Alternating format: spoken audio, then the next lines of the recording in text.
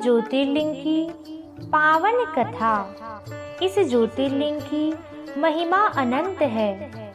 यहाँ भगवान शिव शंकर के साथ माँ गंगा धरती पर पुनः प्रकट हुई है। इस ज्योतिर्लिंग का वर्णन शिव पुराण के कोटि रुद्र संहिता में मिलता है। तो आइए त्रयंबकम ज्योतिर्लिंग की पावन कथा का श्रवण करते हैं। प्रेम से बोलिए शिव शंकर भगवान की जय। प्राचीन काल में महामुनि गौतम अपनी पत्नी अहिल्या के साथ ब्रह्मगिरि पर्वत पर निवास करते थे। उसी पर्वत पर गौतम ऋषि ने 10,000 वर्ष तक कठोर तपस्या की। एक समय की बात है, उस स्थान में 100 वर्षों तक कहीं भी वर्षा नहीं हुई, जिसके कारण संपूर्ण भूखंड सूख गया। तब वहां निवास करने वाले सभी ऋषि मुनि और अनेक प्राणी उस स्थान को छोड़कर चले गए। तब महामुनि गौतम ने 6 माह तक कठोर तपस्या करके वरुण देवता को प्रसन्न किया। जब वरुण देव ने वरदान मांगने को कहा, तब उन्होंने वर्षा करने की प्रार्थना की। तब वरुण देवता बोले, हे महामुनि, मैं विधि के विधान को नहीं बदल सकता, परंतु मैं आपको अक्षय जल प्रदान कर सकता हूँ। आप यहाँ गड्ढा खोदिए। तब महामुनि गौतम ने अपने एक हाथ से गहरा गड्ढा खोद दिया और वरुण देवता ने वहां दिव्य जल भर दिया और कहा, हे ऋषि श्रेष्ठ, यह जल कभी समाप्त नहीं होगा, यह सदैव शुद्ध और पवित्र रहेगा। इस प्रकार से वरुण देवता आशीर्वाद देकर चल दिए। उस दिव्य जल के कारण पुनः ब्रह्मगिरि पर्वत हरियाली से भर गया और वहाँ पहले से भी अधिक ऋषि मुनि और जीव जंतु निवास करने लगे। एक समय ब्राह्मण पत्नियां जल प्रसंग को लेकर देवी अहिल्या पर नाराज हो गई। उन्होंने अपने अपने पति को उकसाया कि वो गौतम ऋषि का अनिष्ट करे और इस स्थान से उन्हें निकाल दे। तब सभी ब्राह्मणों ने गौतम ऋषि का अनिष्ट करने के लिए गणेश जी की आराधना की। जब गणेश जी प्रकट हुए, तब उन्होंने गौतम ऋषि की हानि करने की मांग की। तब गजानन स्वामी बोले, हे ब्राह्मणों, तुम उत्तम कर्म करने वाले होकर ऐसा निंदित कर्म करते हो। किसी भी निरपराध को दंड देना उचित नहीं है, परंतु सभी ब्राह्मण गौतम ऋषि का अनिष्ट करने के लिए अड़ गए। तब गजानन स्वामी वरदान देने पर विवश हो गए और तथास्तु कहा।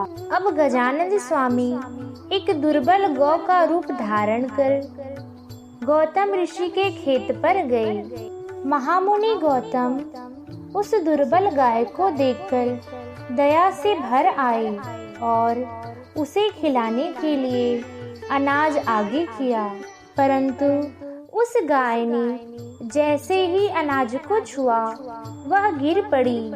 तभी वहां पर छुपे हुए सभी ब्राह्मणों ने कहा कि तुमने गौ हत्या की है, तुम्हें गौ हत्या का पाप लगा है।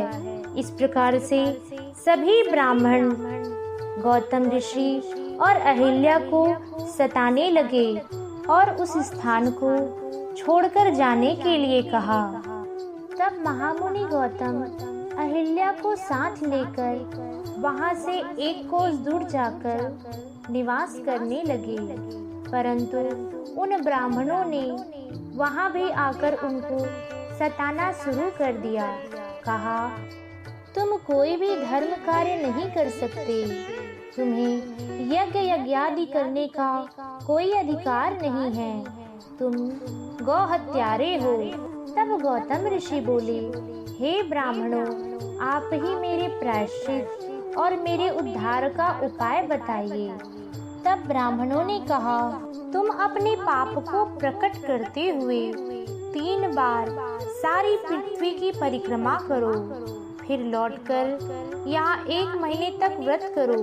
उसके बाद ब्रह्मगिरि की 101 बार परिक्रमा करने के पश्चात ही तुम्हारी शुद्धि होगी, अथवा गंगा जी को ले आकर उन्हीं के जल से स्नान करके 1 करोड़ पार्थिव शिवलिंग बनाकर महादेव की आराधना करो, और फिर गंगा में स्नान करके इस पर्वत की 11 बार परिक्रमा करो।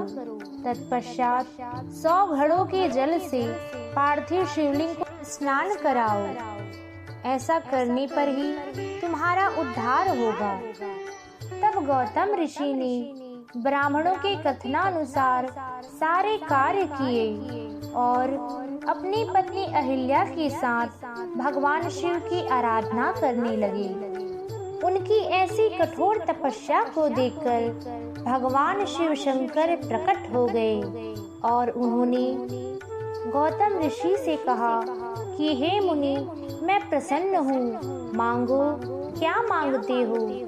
तब महामुनि गौतम बोले, हे भगवान, आप मुझे गौ हत्या के पाप से मुक्त कर दे।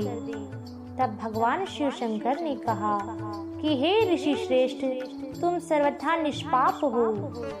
उन ब्राह्मणों ने तुम्हारे ऊपर यह कलंक लगाया है, मैं उन ब्राह्मणों को दंड दूंगा। तब गौतम ऋषि बोले, हे भगवान, आप ऐसा मत करिए, उन ब्राह्मणों के कारण ही मुझे आपका यह दिव्य दर्शन हो पाया है।